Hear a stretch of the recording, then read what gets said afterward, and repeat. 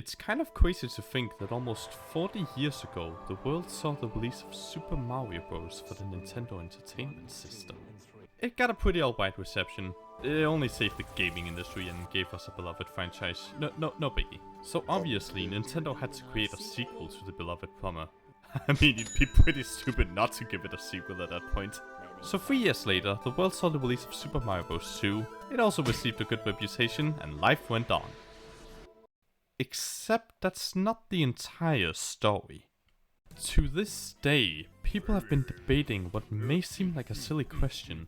That question being, does Super Mario Bros. 2 count as a real Mario game? Are you confused? Yeah, I thought so. So how about I make things make a little more sense? Now, in order to give you guys the definitive answer, we must firstly look at these games side by side. Super Mario Bros. 1 is a rather simple platformer to explain. You walk, you run, jump on enemies, get power-ups from hitting blocks, and touch the flagpole or axe to beat the levels. Super Mario Bros. 2, however, is a little more complicated. It's a platformer where you need to not only jump on enemies, but also pick them up, throw them on other enemies, or just pick these things up and throw them to kill the enemies. You can throw these potions for a door to appear that takes you to a whole new dimension. If you can land it just right, you can get a mushroom to be able to take an extra hit from just that level. Speaking of, the levels now take you to way different places than just going right until you reach the end. You go left, right, up, down and all around until you need to fight a bird that spits out an egg or any boss fight in order to be eaten by another bird. Which you can then gamble your ways to see if you're gonna get a 1-up or not from the coins you collected from the other dimension.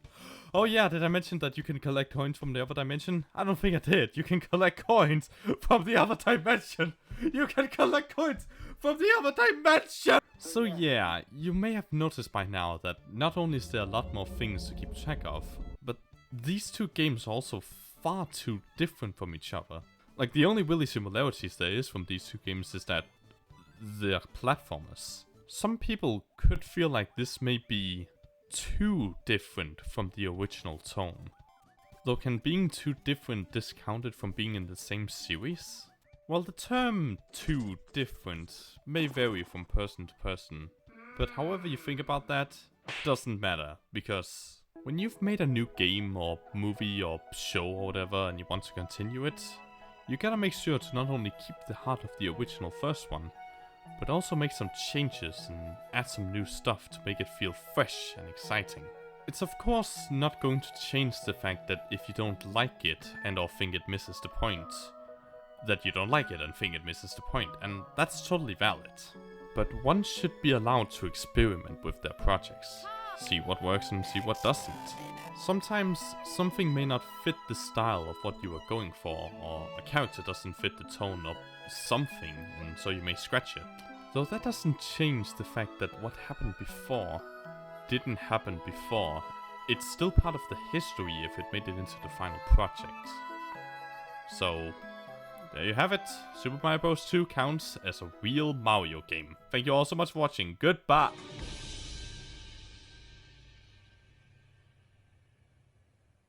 Wait a damn minute. Yeah, no. If you know the story, you know there's more. See, when I was telling that story in the beginning, I may or may not have left out a big detail. The reason why this game is so different to begin with is because it didn't always look like this. It used to look like this. Here's the full story. When Nintendo needed a sequel for Super Mario Bros., they made this game. One that's kind of a bizarre version of this Mario game. Whereas this game had almost nothing to do with the original to it, this one had almost nothing new to add to the original. Like, even the art style was way too similar. The biggest problem, however, was the difficulty. There was far too much unfair shit in this game. Too many precise platforming, hidden blocks to continue, and that stupid wind! It was so bad that Nintendo of America decided against actually releasing it in the States. However, America still needed a Mario Bros. 2 because, well, we've got to have money. So a few years later, when this game, Doki Doki Panic, released in Japan, they decided to just take this game, change the sprites, and boom! there's the America's Mario 2. That's the real reason this argument exists in the first place. Cause objectively, it is a reskin of another game. Can that be enough to disqualify it from being an actual Mario game? Well, to give you my definitive answer to that is... I lied. There is no definitive answer. And even if there was, do you really think a random person on the internet like me has it? Of course not. Fucking idiot. However, if you want to hear my side, I personally believe it does still count despite being a reskin. Because intentions and actions are two different things. Now, why am I saying this? How does that relate, I hear you asking?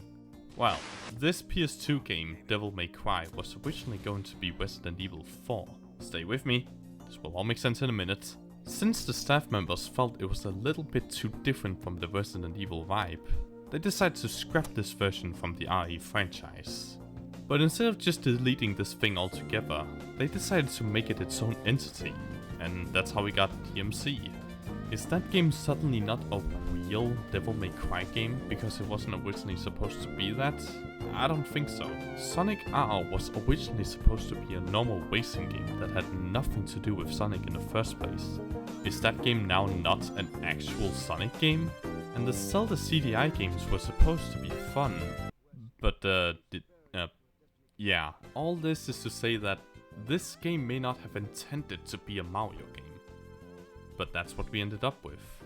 At the very least, having Mario in the title should be enough. You're allowed to have different opinions on the matter, and I would love to hear yours. But that's my take anyway. And with that, I thank you for watching, and I'll probably see you guys next time. Take care.